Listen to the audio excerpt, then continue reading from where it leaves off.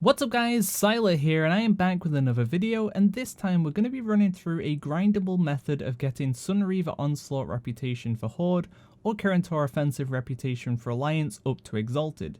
Now you do also have Timewalking, where you can use Time Warp badges to buy reputation tokens for these factions.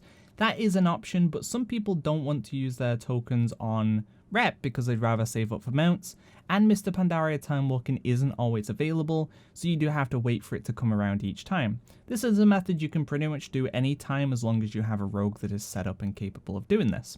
And at Exalted you'll get the Crimson Primal Direhorn for Horde and the Golden Primal Direhorn for Alliance. So as a little bit of a TLDR of how this will work is you'll need a rogue that's done some of its Legion content, it'll need the artifact weapon and also access to the Vault trait from Order Hall Research. From there you'll go and pickpocket Marin Noggenfogger's lucky coins, you'll hand them in for keys to the Palace of Lei Shen, you'll run that scenario over and over again and keep getting the reputation tokens for your chosen faction, and basically repeat those steps until you hit Exalted. Now if that stuff didn't mean very much to you, don't worry, I'm going to run through it step by step as well, just for the people who haven't done this before. So as I mentioned before, you will need a rogue that has access to Legion content. I was 110 and above, so I don't know if that is a requirement. You may be able to do this from under 110, but the minimum you could even potentially be is 100. So if you have a rogue between 100 and 110, you can give this a go. If it doesn't work for you below 110, then just level the rogue to 110 and then you should be fine. So once you have your rogue, you'll do the artifact weapon questline. Doesn't matter which weapon you pick, but I would recommend the sub weapon because we are going to have a potential chance of getting a secret skin for it while we're doing this. Once you've gotten your artifact weapon, you'll be sent on a questline to kind of learn about your order hall.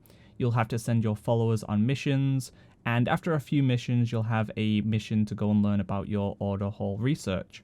You'll be sent to an NPC and you'll be able to pick various traits. A few traits in, you'll have the trait called the Vault. This is really important. If you don't have the Vault, then you need to switch to it, because if we don't have the Vault trait, then we won't be able to do this.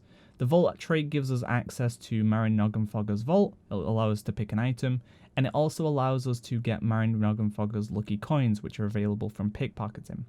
So to get a lucky coin, which is something we'll need to head to an area with high density pickpocketable mobs. I'd recommend Suramar because there are mobs absolutely everywhere here that are pickpocketable. You don't have to go very far to find a new mob to pickpocket, and eventually it could be very quick, it could take you a while, but eventually you'll get a Marin Noggenfogger's lucky coin. Once you get that, you'll head back to your rogue order hall, you'll find Marin Noggenfogger in the vault section, you'll hand in the coin, and then he'll allow you to pick something from his vault. Now the downside here is it's random what he'll give you to pick based on a day-to-day kind of rotation. So it might not be up for you today, but if it's up for you tomorrow, then you'll be able to go into the vault and repeat this over and over again because the loot remains the same for that day. And then the next day it could change again. So you want to keep doing that, keep checking every day until you have the sparkling keys on the wall. Once you have the sparkling keys, that's the item you want. You'll run over and take the sparkling keys, and that will give you X number of keys to the Palace of Lei Shen. I was getting 3 pretty consistently, but I did get 2 at some point as well, so I'm not too sure how many you can potentially get, but it seems to be around 2 or 3. Once you have your keys to the palace, you'll head over to Taoshi, and she'll be able to send you to the scenario for the Palace of Lei Shen. You'll head in there, and at this point, you'll have like 5 minutes to run around and loot as many chests as possible. Now, our goal is to get the large chests because they're going to give us more of the tattered historical parchments and also a better chance at the burial trove keys. So the better yield is to run around and get as many big chests as possible. My route I'm taking in this video isn't the most optimal because it's been a really long time since I did this stuff, but you basically just want to get an optimal route and run through this place, looting as many big chests as possible, getting as many tattered historical parchments as possible, and also as many burial trove keys. At the end of the scenario, you'll be teleported out and you'll be able to use your trove keys, just loot the chest, you don't need to sit on the keys.